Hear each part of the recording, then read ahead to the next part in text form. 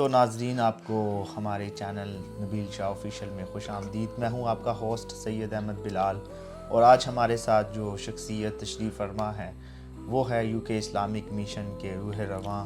جناب حضرت علامہ مولانا استاد العلماء فخر سادات فخر اسلام جناب سید مبشر حسین مدنی شاہ صاحب، جو کہ آج اپنا خطاب فرمائیں گے اور جو کہ کسی بھی تعارف کے محتاج نہیں ہیں۔ تو آج ان کا موضوع ہے ہم مسلمان کیوں ہیں اور ہمارے مسلمان ہونے کا مقصد کیا ہے۔ آج یہ ہمیں اس موضوع پر روشنی ڈالیں گے۔ سب سے پہلے تو آپ کو پروگرام میں بہت بہت خوش آمدید۔ السلام علیکم۔ جی حضرت صاحب، کیا فرمانا چاہیں گے؟ آج کا میرا موضوع ہے تخلیق انسان کا مقصد، اور اسے جس مقصد کے لیے پیدا کیا گیا ہے ہم نے اس مقصد پر اپنے آپ کو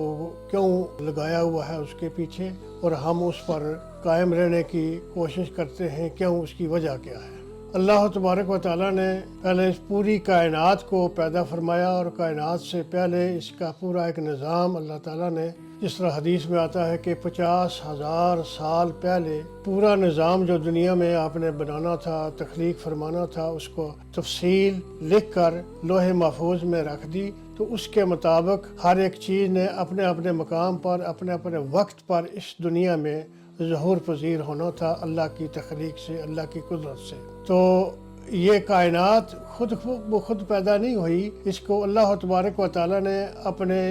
قدرت سے خود اللہ تعالیٰ نے پیدا فرمایا۔ اور سب سے پہلے اللہ تبارک و تعالیٰ نے اس زمین کی تخلیق فرمائی 2 دنوں کے اندر، جس کو زمین و آسمانوں کے متعلق فرمایا کہ ہم نے ان کو 6 دنوں میں پیدا کیا، گویا کہ ان میں سے سب سے پہلے 2 دنوں میں زمین کو پیدا فرمایا، اور اس کے بعد پھر زمین کے اندر اس کی طاقتیں، قوتیں، خزانے، اور اس کے اندر وہ زمین کی صلاحیت ہر چیز کو محفوظ رکھنے کی، ہر چیز کی پیدائش کی، جس کے اندر سرسبزہ اور درخت اور دوسری قوتیں جو اس کے اندر رکھی ہے، اس کے ذریعے جو اس کے اندر ہر چیز پیدا ہو رہی ہے، یہ ساری جس کو اللہ تعالیٰ نے فرمایا کہ اقوات کہا، کہ ہم نے اس کے اقوات کو 2 دنوں میں پیدا فرمایا، کہ باقی جو نظام ہے اس کو زمین کے اندر وہ ان 2 دنوں کے علاوہ باقی 2 دنوں کے اندر اس کی طاقتیں، قوتیں، صلاحیتیں اور اس کی اصلاح کے اندر اللہ تعالیٰ نے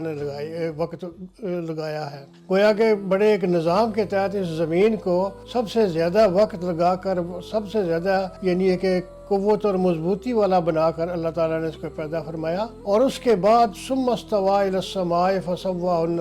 7 سماوات، پھر اللہ تعالیٰ نے زمین کی پیدائش 4 دنوں کے بعد پھر یہ آسمان کی طرف توجہ فرمائی، اور ان کو 7 آسمان ان کو مکمل کیا۔ تعالیٰ نے ہر ایک آسمان کو اپنا یعنی کہ حکم دیا ہے، وہی عطا کی، تاکہ اس حکم کے مطابق وہ سارے آسمان اپنے اپنے مقام پر اور اپنے اپنے اس کام پر لگے رہیں، چلتے رہیں۔ اس کائنات میں زمین کو اللہ تبارک و تعالیٰ نے ایک مستقر بنایا ہے، مستقل ہے، یہ ہلتی نہیں ہے، چلتی نہیں ہے، گھومتی نہیں ہے، جیسا کہ سائنسدانوں کا ایک اپنا اختراعی خیال ہے، حقیقت اس پر نہیں ہے۔ قرآن اس کے خلاف کہتا ہے، دن اور رات کو، چاند اور سورج کو اور باقی سیاروں کو اللہ تعالیٰ نے فرمایا کہ کل فی فلک یسبحون، سارے کے سارے اس کائنات کے اندر وہ تیر رہے ہیں، چل رہے ہیں، لیکن زمین کا کہیں بھی ذکر نہیں آیا، سارے کے سارے زمین کے اندر گھوم رہے ہیں۔ اس کو اللہ تعالیٰ نے ایک مستقر مقام ٹھہرا دیا ہے، اور اس کے اندر وہ حرکت نہیں ہے۔ جس کو بعد میں فرمایا اللہ تعالیٰ نے کہ وَأَلْقَىٰ فِيهَا مِنْ فَوْقِهَا رَوَاسِيَ، اس کے اندر رواسیہ، یہ طاقت، قوت اور کشش اللہ تعالیٰ نے رکھ دیا کہ جو اس کو ہلنے نہیں دیتی، چلنے نہیں دیتی، گھومنے نہیں دیتی۔ اور پھر کائنات کا 7واں آسمان، سورج، چاند، ستارے، سارے کے سارے کہ جو اثرات ہیں وہ سارے کے سارے اس زمین کی طرف کھینچے چلے آتے ہیں، جس کی ضرورت ہے زمین کو۔ تو اس کے اپنے اندر جو اللہ تعالیٰ نے قوتیں رکھی ہیں، اور جو کائنات کی چاند سورج ستارے سارے کے اس کی جو اثرات ہیں جو ضروری وہ بھی سارے کے سارے زمین میں داخل ہوتے ہیں، تو پھر اس کے اندر ساری جو نعمتیں ہیں وہ پیدا ہوتی ہیں قوتیں، اور اس زمین کا ایک مقام جو ہے وہ اس طرح پوری کائنات کا ایک مرکز ہے۔ تو اس کے بعد پھر اللہ تبارک و تعالیٰ نے دوسری مخلوقات کو اس زمین کے اندر پیدا فرمایا۔ ظاہری مخلوق جو ہے مخلوقات وہ ساری کی ساری اس زمین کے اندر ہے، باقی سیاروں کے اندر یعنی کہ ظاہری طور پر نہیں ہے، غیبی طور پر تو ہر چیز وہاں ہوگی اور ہے بھی ہے، لیکن کہ ظاہری طور پر کوئی مخلوق ایسی نہیں ہے جو جس طرح کے زمین کے اندر ہر مخلوقات ظاہری طور پر تمام مخلوقات موجود ہیں۔ پھر اللہ تبارک و تعالیٰ نے تمام مخلوقات کو پیدا فرمانے کے بعد آخر میں جس مقصد کے لیے ایک نعمت کے طور پر اس مخلوقات کو اور زمین کو اور آسمانوں کو پیدا کیا تھا، اس ہستی کو اس مخلوق کو پیدا کرنے کے لیے اللہ تبارک و تعالیٰ نے پھر اعلان فرمایا، سب سے پہلے اظہار فرمایا فرشتوں کے سامنے، وَإِذْ قَالَ رَبُّكَ لِلْمَلَائِكَةِ إِنِّي جَاعِلٌ فِي الْأَرْضِ خلیفہ، کہ فرشتوں کو اللہ تعالیٰ نے کہا کہ میں زمین میں اپنا خلیفہ بنانے والا ہوں۔ خلیفہ یعنی اللہ کا نائب، یعنی اللہ تعالیٰ کی قدرتیں ساری کی ساری بظاہر انسان کا عمل ہوگا اس کائنات کے اندر، اس کائنات کو بنانے میں، اس کائنات کے اندر ہر کام کو بروئے کار لانے میں، لیکن حقیقتاً اس کے انسان کے عمل کے پیچھے اس کے اندر اللہ تعالیٰ کی قدرت ہوگی۔ جس طرح کہ گاڑی کے چلنے کے میں وہ اندر جو بیٹری ہوتی ہے اصل میں کام اس کا ہوتا ہے، وہ طاقت اس کو ملتی ہے تو کار چلتی ہے، تو بازار کے تو کار چل رہی ہے، اس کے پرزے کام کر رہے ہیں اس لیے کہ وہ بیٹری جب تک کام کرے گی اس طاقت ملتی رہے گی تو سارے کے سارے پرزے کام کرتے رہیں گے، گاڑی بھی چلتی رہے گی۔ تو اسی طرح انسان جو کام کرتا ہے اس کائنات کے اندر، اس زمین کے اندر، تو اس کے لیے اللہ تعالیٰ کی قدرتیں پیچھے کار فرما ہے، جس کو اللہ تعالیٰ نے فرمایا کہ میرا خلیفہ ہے۔ حقیقتاً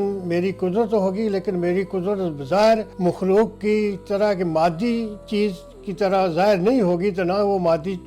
چیز ہے، تو اس مادیت کو ظاہر کرنے کے لیے انسان کو اللہ تعالیٰ نے پیدا فرمایا۔ تو یعنی ساری کائنات کے جو مخلوقات ہیں، جانور ہیں، پرندے ہیں، چرندے ہیں، اور دوسرے جو درخت ہیں، جو زمین کی نعمتیں ہیں، وہ ساری کی ساری انسان کے لیے نعمت کے طور پر اللہ تعالیٰ نے پیدا فرمایا۔ سخر ما فی السماوات والارض، ہر ایک چیز کو آج زمین سے لے کر آسمانوں تک اللہ تعالیٰ نے انسان کی کو ماتحت مسخر کر دیا ہے، اللہ انسان کی طاقت اور قوت کے ماتحت کر دیا ہے کہ انسان اس دنیا کی ہر چیز پر اپنی طاقت سے اس پر غالب ہے، اور آسمانوں اور ستاروں کی طرف یعنی بلندیوں میں بھی آج یہ ظاہر ہے کہ وہاں تک بھی انسان کی قوت غالب ہے، اور ساری کائنات آسمانوں والی بھی وہ بھی اس کے اندر اس کے ماتحت مسخر ہے۔ آسمان سے بارش نازل فرماتا ہے اللہ تعالیٰ انسان کی پیدائش رزق پیدا فرمانے کے لیے۔ تو انسان کو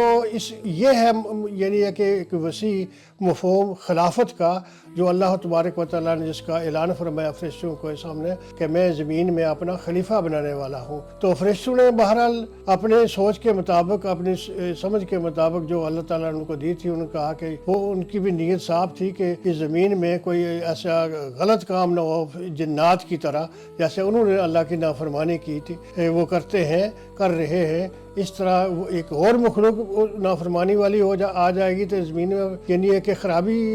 زیادہ ہوگی تو اچھائیاں شاید کم ہوں گی۔ تو اللہ تبارک و تعالیٰ نے فرمایا کہ نہیں، اس میں اچھائیاں ہی ہوں گی، خرابی آنے کے باوجود تو اچھائیاں اس پر غالب ہوں گی،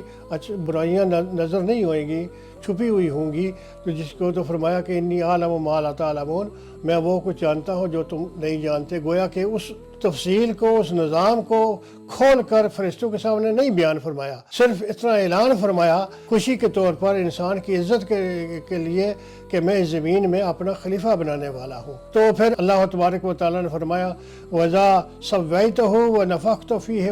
مِن رُوحِي، کہ میں جب اس کو مکمل کر دوں، یعنی آدم علیہ السلام کے جسم اطہر کو، وَنَفَخْتُ فِيهِ مِن رُوحِي، اور اس کے اندر میں اپنا روح پھونکوں۔ ویسے تو طاقت روح تو ہر مخلوقات کے زندہ مخلوقات کے اندر ہے، لیکن وہ روح نہیں ہے جو اللہ تعالیٰ نے انسان کے لیے فرمایا کہ میری روح ہی، میں اپنا روح اس کے اندر رکھنا چاہتا ہوں۔ یہ روح خاص قسم کی روح ہے، خاص قسم کی زندگی ہے جو اللہ تعالیٰ نے انسان کو عطا فرمائی، اس روح کے ذریعے، وہ روح ایک طاقت اور قوت ہے جو غیبی طور پر انسان کے جسم کے اندر موجود ہوتی ہے، اور اسی کی وجہ سے انسان کو اپنے آپ کو زندہ بھی کہتا ہے اور زندگی بھی ملتی ہے، اور اس کے سارے جو اس کے حرکات ہیں اور دنیا کے کام ہیں، قوتیں ہیں، کاروبار کرتا ہے، جو کبھی کرتا ہے، صلاحیتیں ساری اس روح کی طاقت کے بل بوتے پر کرتا ہے، ورنہ اس جسم کے اندر تو کچھ بھی نہیں ہے، نہ جسم کا نام روح ہے۔ تو اس کو انسان کو پیدا فرمانے کے پہلے نہ پیدا فرمانے کے بعد آدم علیہ السلام کو جب پیدا فرمایا تو اس وقت اللہ تعالیٰ نے وہ اصل میں وہی روح ہے جس کا نام انسان ہے، تو اس روح ان ارواح کو تمام کے تمام کو جو بھی قیامت تک اللہ تعالیٰ نے پیدا فرمانے تھے آدم کی اولاد میں سے، نسل میں سے، وہ ان سب کو بیک وقت پیدا فرما دیا تھا، لیکن وہ ان کو عالم غیب میں رکھا ہوا تھا، صرف ارواح کی صورت میں ان کو پیدا کیا تھا، ان کو اجسام میں ابھی داخل نہیں کیا تھا۔ تو اللہ تبارک و تعالیٰ نے فرمایا کہ وَلَقَدْ خَلَقْنَاكُمْ وَثُمَّ صَوَّرْنَاكُمْ، ہم نے تم کو پیدا کیا اور پھر تم کو تمہاری صورتیں بنائی، تمام انسان کی صورتیں جو قیامت تک پیدا ہونے والے تھے کرنے تھے اللہ تعالیٰ نے، ان سب کی اپنی اپنی صورتیں، جن جن صورتوں پر انسان پیدا ہو رہا ہے، ہوتا رہا ہے اور آئندہ ہوگا، وہ اس وقت کی شکلیں، صورتیں اللہ تعالیٰ نے بنا دی تھی، انہی کے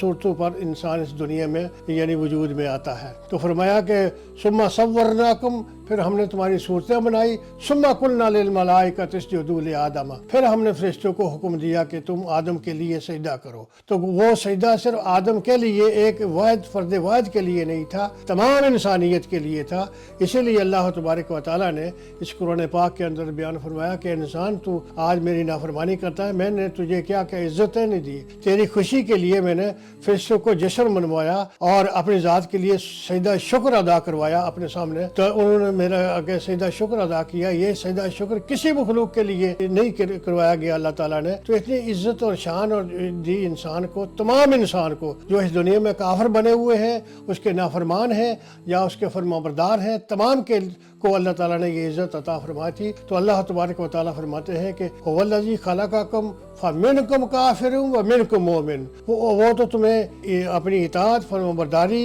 والا بنا کر پیدا فرماتا ہے تخلیق عبودیت پر، لیکن کہ تم بعد میں کافر بن جاتے ہو اور کچھ مسلمان بن جاتے ہو، اسلام پر قائم رہتے ہیں۔ تو یہ کہ اللہ تبارک و تعالیٰ کسی کو کافر نہیں بناتا اور کسی کو غلط روح والا بنا کر یا برا بنا کر نہیں پیدا فرماتے۔ اللہ تعالیٰ انسان کو یعنی کہ پاکیزہ عبادت گزار کی حیثیت سے بنا کر پیدا فرماتے ہیں، اس لیے یعنی کہ ان کو ارواح کو حکم دیا تھا کہ الست بربکم، تمام ارواح کو آدم علیہ السلام کی ارواح کی ذریت میں سے تمام کو نکال کر ان ارواح کو تو ان سے اقرار کروایا تھا، جس میں آج جو کافر موجود ہے دنیا میں، انہوں نے بھی اقرار کیا تھا کہ یا الست بربکم، جب اللہ تعالیٰ نے حکم دیا تھا تو سب نے کہا کہ یا اللہ ہم آپ ہی کو اپنا رب مانتے ہیں اور آپ ہی ہمارے رب ہیں اور رب ہوں گے دنیا میں، تمام ضروریات ہماری آپ سے ہی پوری ہوں گی اور آپ ہی پوری کرنے والے ہوں گے، ہم تو محتاج ہیں، ہم کچھ بھی نہیں کر سکتے تو آپ کی قدرت کے بغیر اور آپ کی رحمت کے بغیر۔ تو پھر اللہ تبارک و تعالیٰ نے یعنی اس طرح کے تمام انسانیت کو جو پیدا قیامت کرنے تھے قیامت تک کے لیے، ان سب کو پیدا کر دیا تھا۔ تو آج جو ہم دنیا میں اس وقت ضبط ولادت کرتے ہیں یا خاندانی منصوبہ بندی سے کے ذریعے انسانیت کے پیدائش کو روکتے ہیں، یہ زندہ انسانوں کا قتل کر رہے ہیں، اپنی اولاد کا، اپنے ماں باپ خود قتل کر رہے ہیں، اور یہ بہت بڑا ظلم ہے جس کو اللہ تبارک و تعالیٰ فرماتے ہیں کہ قیامت کے دن اللہ تعالیٰ پوچھیں گے ان ارواح کو سامنے لا کر کہ وَإِذَا الْمَوْءُودَةُ سُئِلَتْ بِأَيِّ ذَنبٍ قُتِلَتْ، جب ان یعنی بچوں کے قتل کے متعلق پوچھا جائے گا کہ ان کا کیا جرم تھا، کیا گناہ تھا جس کی بنا پر تم نے ان کو قتل کیا تھا، یعنی کہ ان کو زندہ نہیں ہونے دیا تھا یا زندہ ہونے کے بعد بھی ان کو قتل کر دیا تھا، یہ اللہ تعالیٰ پوچھیں گے ہر انسان سے، اور اس وقت انسان کے پاس کوئی جواب نہیں ہوگا۔ اور یہ وہ قتل انسانیت ہے جس کا اللہ تعالیٰ نے قرآن پاک میں یعنی ایک بیان فرمایا کہ اس کا وَمَن يَقْتُلْ مُؤْمِنًا مُتَعَمِّدًا، جو جان بوجھ کر مومن کو قتل کرے گا، تو یہ خاندانی منصوبہ بندی کی صورت میں یہ کہ ایمان والوں کو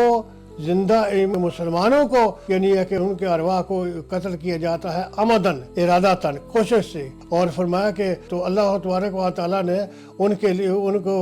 جہنم ان کے لیے تیار کی ہے، فجزاؤہ جہنم، اللہ تعالیٰ نے ان کے لیے جہنم تیار کی ہے، وغضب اللہ علیہ ہے، اور اس پر اللہ کا غضب ہوتا ہے، وَلَعَنَهُ، اور اللہ کی لعنت ہوتی ہے، وَأَعَدَّ لَهُ عَذَابًا عَظِيمًا، ان کے لیے بہت بڑا عذاب اللہ تعالیٰ نے تیار کیا جو قیامت کے دن ان کو ملے گا، دنیا میں بھی ملتا رہے گا اور قیامت کے دن تو عظیم عذاب ملے گا۔ یہ جو چیز ہے یہ شیطانوں کی طرف سے غیر مسلموں کو شیطان نے ان کو سکھایا ہے کہ مسلمان کے لیے یہ جائز نہیں ہے ہرگز کہ وہ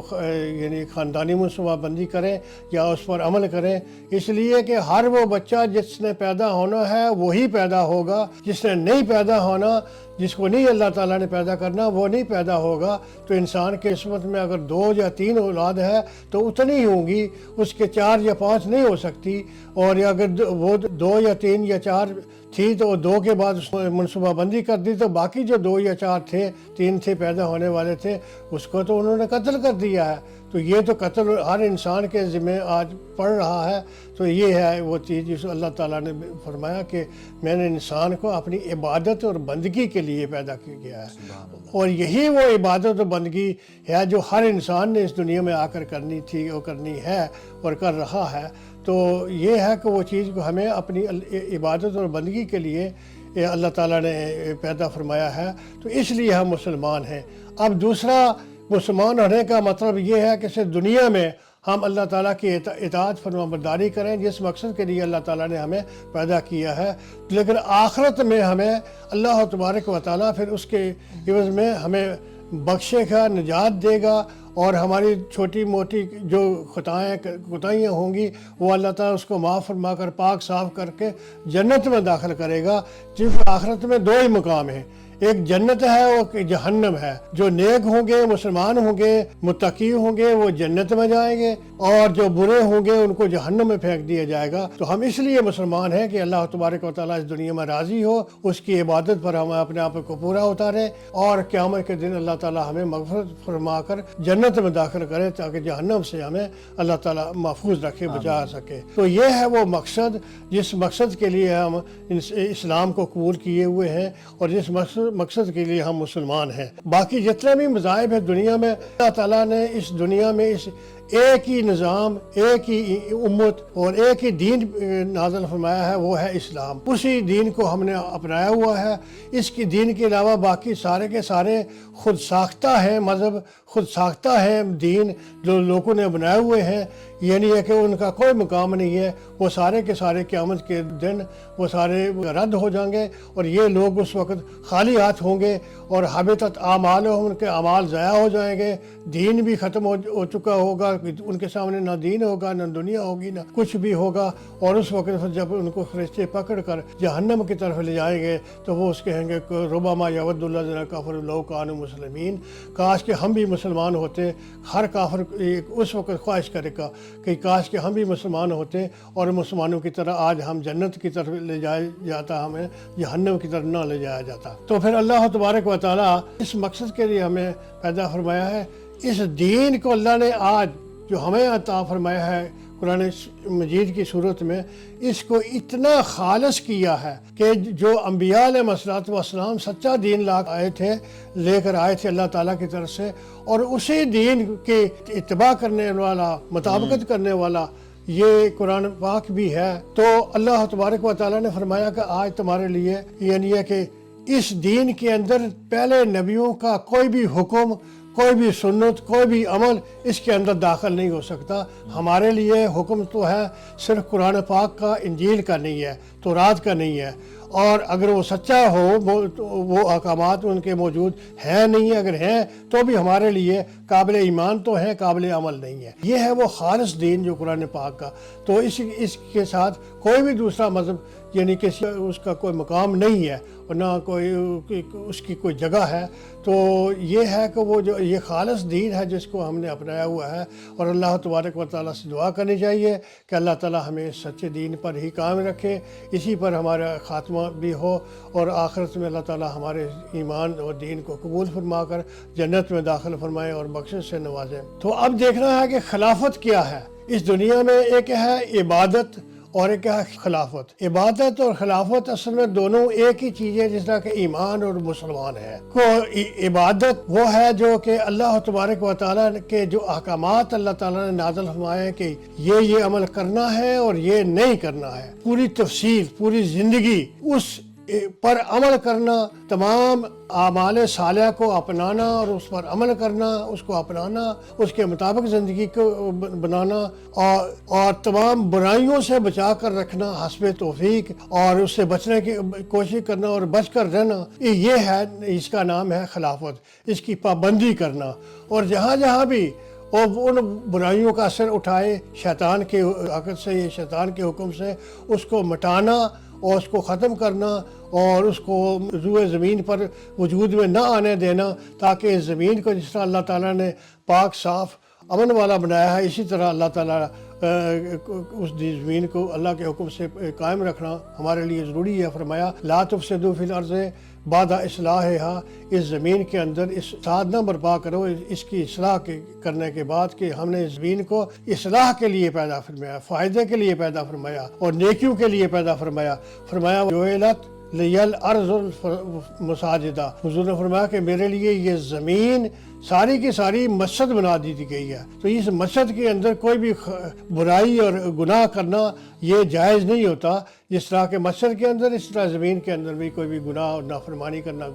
جائز نہیں ہے، نہ اس کے اندر برا انسان کی کوئی گنجائش ہے۔ تو یہ ہے وہ چیز جس کو اللہ تعالیٰ نے اس کائنات میں پیدا فرمایا، اس نظام کو اس طرح پیدا فرمایا، اور یہ ہے وہ اللہ تعالیٰ کا بڑا احسان جس کو اللہ تعالیٰ فرماتے ہیں لَقَدْ مَنَّ اللَّهُ عَلَى الْمُؤْمِنِينَ إِذْ بَعَثَ فِيهِمْ رَسُولًا مِّنْ أَنفُسِهِمْ۔ تو اللہ تبارک و تعالیٰ کا بہت بڑا احسان ہے ایمان والوں پر، جبکہ اللہ تعالیٰ نے انہی میں سے ایک رسول کو یعنی حضور علیہ الصلوۃ والسلام کو نبی بنا کر بھیجا، اور اس پر اللہ تعالیٰ اپنے احکامات نازل فرماتے ہیں ہمارے لیے، اور وہ احکامات، وہ آیات، وہ ہمیں اللہ تعالیٰ کے حکم سے حضور علیہ الصلوۃ والسلام بتاتے ہیں، سناتے ہیں، تفصیلاً اس کی تعلیم دیتے ہیں، اور تاکہ ہم اس پر عمل کریں اور اپنی زندگی کو پاکیزہ رکھیں، گناہوں سے بچا کر رکھیں، طیب اور نیکوکاری کے ماحول میں اپنی زندگی کو گزاریں، اور آپس میں ایک دوسرے کے ساتھ پیار محبت کی طرح بھائیوں کی طرح رہیں۔ انما المؤمنون اخوہ، تمام مسلمان اپنے بھائیوں کی طرح ہیں جیسے ہیں۔ تو ہمیں کسی کی جس طرح بھائی کا مخالف یا دشمن نہیں ہوتا، جس طرح بھائی بہن آپس میں ایک دوسرے کی عزت کے محافظ ہوتے ہیں، ایک عزت کے دشمن نہیں ہوتے، اس طرح ہمیں ہر مسلمان مرد عورت بھائیوں کی طرح، بہن بھائیوں کی طرح رہنا چاہیے دنیا میں، اور تاکہ ہمیں اللہ تبارک و تعالیٰ کی رحمت نازل ہو۔ اسی طرح جس طرح رسول اللہ صلی اللہ علیہ وسلم کے زمانے میں صحابہ کرام پر اللہ تعالیٰ کی رحمتیں نازل ہوتی تھیں، اور ان کے عمل میں، اس کی جدوجہد میں کوئی بھی شیطانی عمل جو ہے نا وہ کامیاب نہیں ہوتا تھا۔ ہر وقت موقع پر اللہ تعالیٰ ان کی مدد فرماتے تھے اور ان کو کامیابی حاصل ہوتی تھی، تھوڑے بہتوں پر کامیاب ہو جاتے تھے، اور کھانے پینے کے بھی اللہ تعالیٰ نہ ہونے کے باوجود بھی ان کو پاکیزہ رزق عطا فرماتے تھے، اور ان کے رزق میں کوئی بھی کسی قسم کی کوئی ایسی خرابی نہیں تھی، کوئی حرام اور ناجائز کا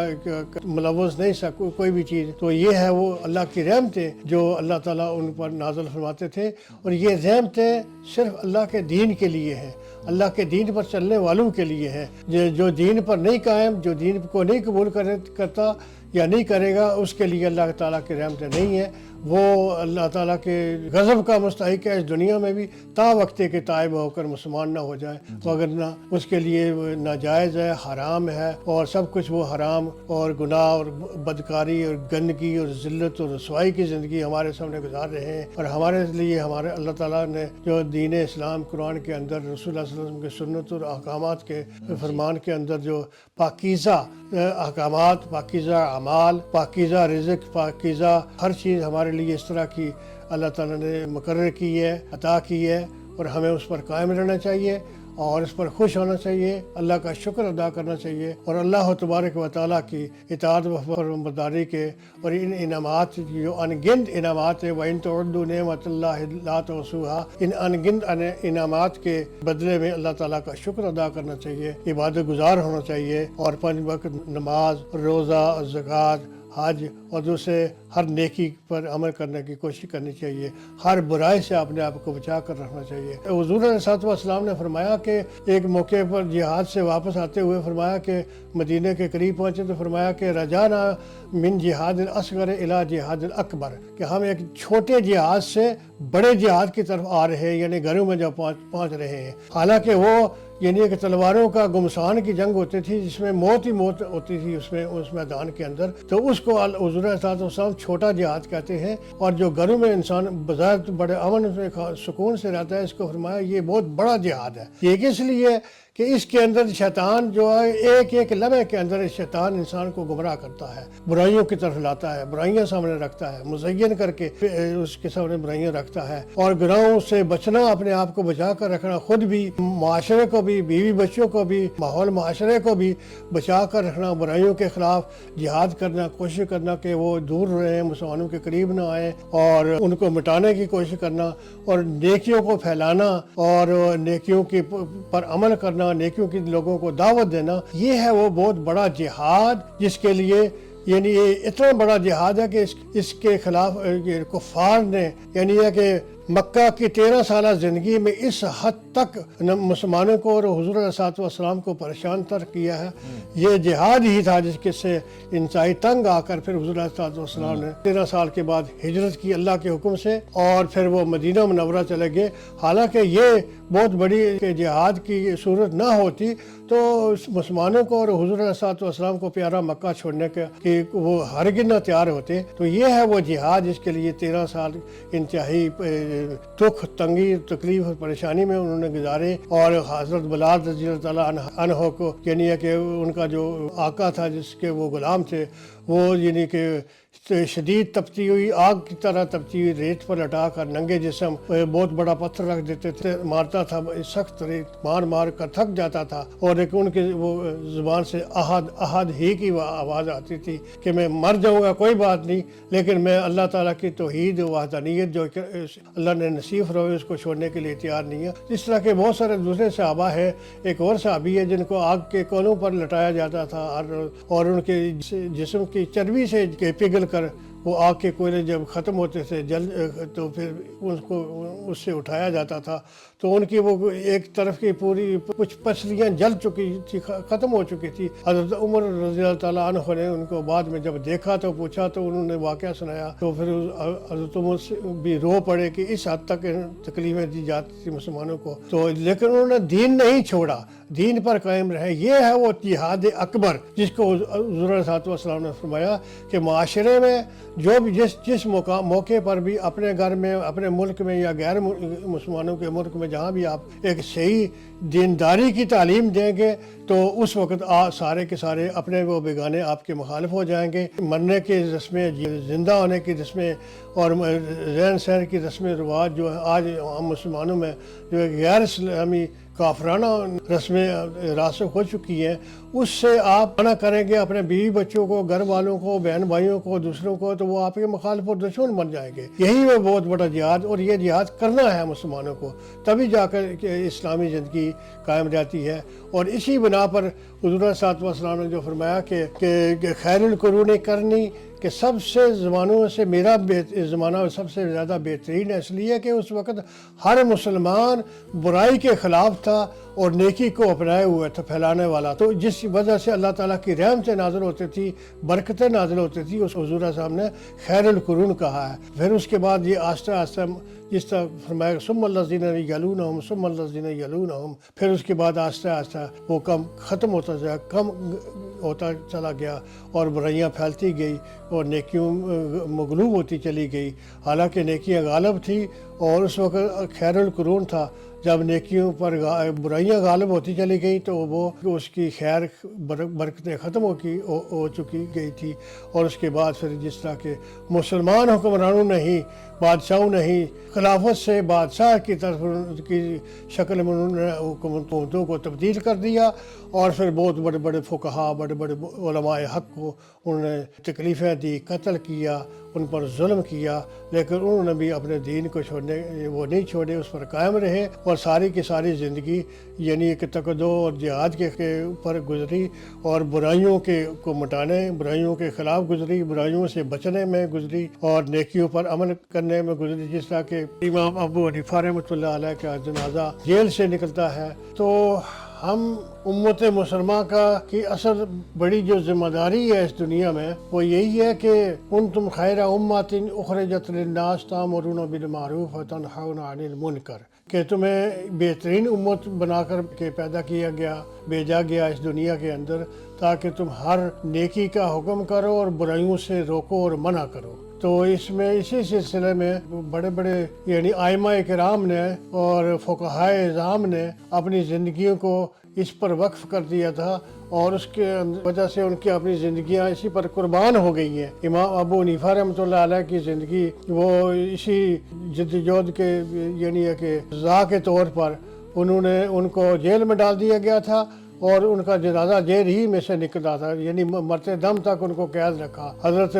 امام احمد بن حنبل رحمۃ اللہ علیہ کو بغیر کسی وجہ سے، بغیر کسی جرم کے یعنی کہ دین حق پر چلنے کی سچائی حق گوئی کی بنا پر ان کو اتنی سزا دی گئی کہ ان کو بازاروں میں کوڑے مارے جاتے تھے، اور اس قدر سخت کوڑے سے زوردار کہ اگر وہ کسی ہاتھی کو ایک کوڑا بھی لگتا تھا وہ چلا اٹھتا۔ تو یہ ہے کہ اللہ کے نیک بندو نے اپنی زندگی کی پرواہ نہیں کی، اور دین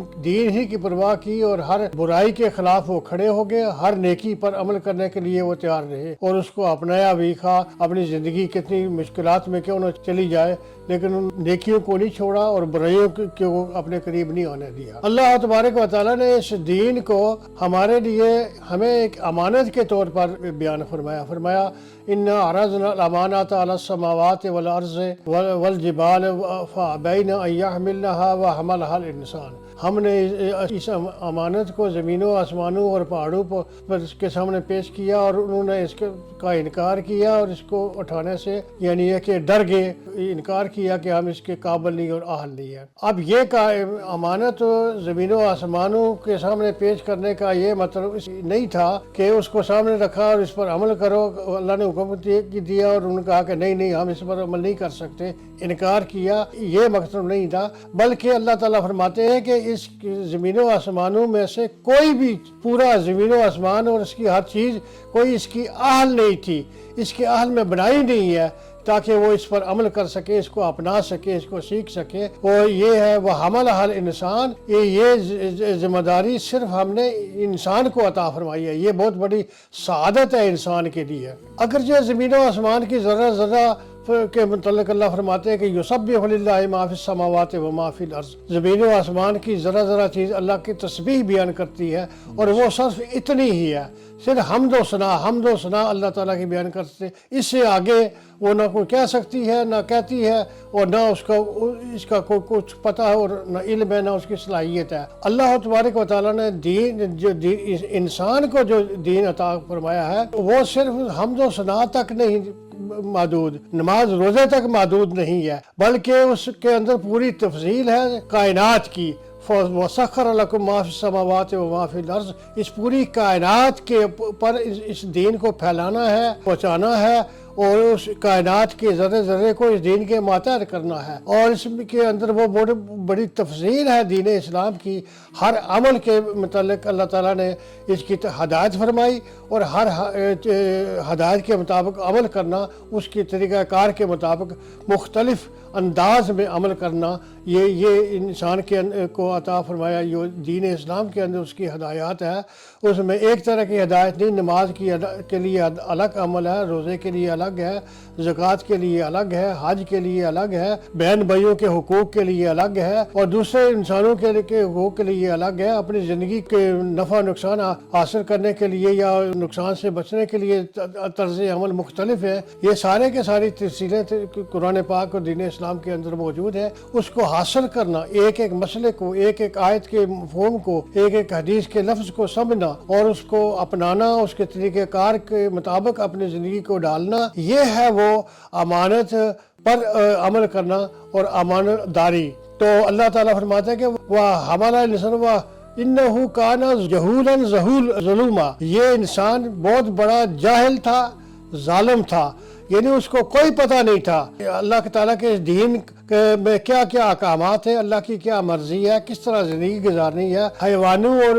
इंसानों में कोई फ़र्क ना होता अगर ये दीन हमारे पास ना आता तो हमें जायज़ नाजायज़ हलाल हराम से अच्छाई बुराई कि कोई और दूसरे की नफ़े नुकसान का और अपने नफ़े नुकसान का कोई पता ना होता हमें, अगर ये दीन अल्लाह ताला हमें नसीब ने फरमाता। तो फरमाया कि एक तो इंसान इंतहाई बदतरीन जाहिल था, उसको इस दीन के लिए इल्म के लिए ही के जरिए ही उसको हर किस्म की सोच और समझ आई कि हदायत क्या है, बुराई क्या है, नेकी क्या है, अच्छाई क्या है। वो जहूला और ज़ुलूमन, फिर कि इंसान बहुत बड़ा जालिम था, जालिम होता ये दीन की का इल्म उसके पास ना होता। आज जिन इंसानों के पास, वो भी इंसान है, जिन उनके पास अगर दीन का इल्म नहीं है, वो दीन को नहीं मानते, तो वो इतने बदतरीन जालिम तरीन यानी इंसान है कि आज जितना भी तबाह कुन असला तैयार किया जा रहा है किसी दरिंदे और वैसी जानवर के लिए नहीं, वो सिर्फ और सिर्फ इंसान के लिए है। और वो तैयार करने वाले इंसान है जो काफिर मुसलमानों के लिए करते हैं और जवाबन फिर मुसलमानों को भी करना पड़ता है और करना चाहिए। तो ये है कि आज यानी कि इस जहालत की बिना पर ये वज़हर फसाद फिल बर्र वल बहर बिमा कसबत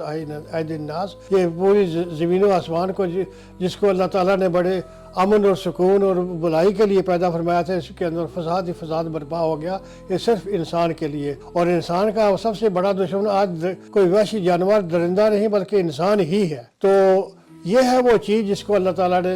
फरमाया कि इस अमानत को मैंने पेश किया, कायनात ने इसका इनकार नहीं किया। फरमाया कायनात में से कोई भी चीज़ इसके अहल नहीं थी ताकि इसको अपना सके, तो इस इंसान भी इसका अहल नहीं था, वो इंतहाई जाहिल था और जालिम तरीन था। तो मैंने इसको, अल्लाह फरमाते मैंने इसको इसका अहल बनाया और इसकी तौफीक दी इसको अपनाने की, इस पर चलने की, ताकि उसकी ज़िंदगी बुराइयों से बचकर अच्छाइयों पर चले और फिर दुनिया और आखिरत की नेमतें और निजात उसको हासिल हो। तो ये है वो अल्लाह ताला का बड़ा एहसान जो इस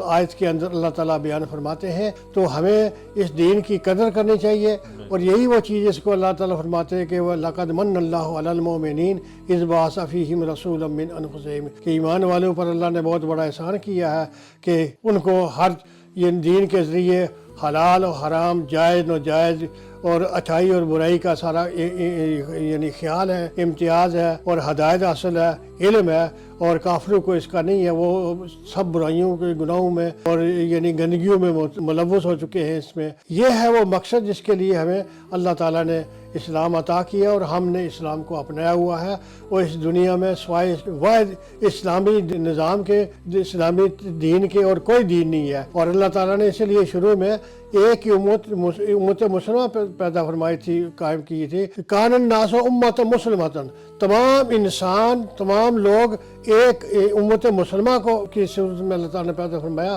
फबाअसल्लाहु नबिय्यीन व मुबश्शिरीन व मुनज़िरीन, फिर अल्लाह ताला ने उनके अंदर नबी भेजे, खुशखबरी सुनाने वाले, नेकियों पर अमल करने के नतीजे में और बुराइयों से बचने से डराने वाले उसके अंजाम से। लेकिन उन्होंने इख्तलाफ किया। मिन बादि मा जाअतहुमुल बय्यिनात, अल्लाह ताला के अहकामात और दीन आने के बाद उन्होंने बग़यम बैनहुम, आपस में बगावत, दुश्मनी, हसद और मुखालफत की बिना पर, अपनी मुखालफत की बिना पर दीन से को छोड़ दिया, दीन से जुदा हो गए और मुतफर्रिक हो गए। तो ये है कि हमें अल्लाह ताला का बड़ा एहसान है कि इस दीन पर कायम है और कायम रहना चाहिए। अपनी औलाद को और नस्लों को और दूसरे लोगों को भी इस पर कायम रहने की तलकीन करनी चाहिए। अल्लाह ताला हमें इसकी तौफीक अता फरमाए और हमारा ये दीन ईमान अल्लाह कबूल फरमा कर, नेकियों को कबूल फरमा कर आखिरत में अल्लाह ताला हमें बख्शिश से नवाजे और जन्नतुल फिरदौस में ठिकाना अता फरमाए। व आखिर दावाना अनिल हम्दुलिल्लाहि रब्बिल आलमीन।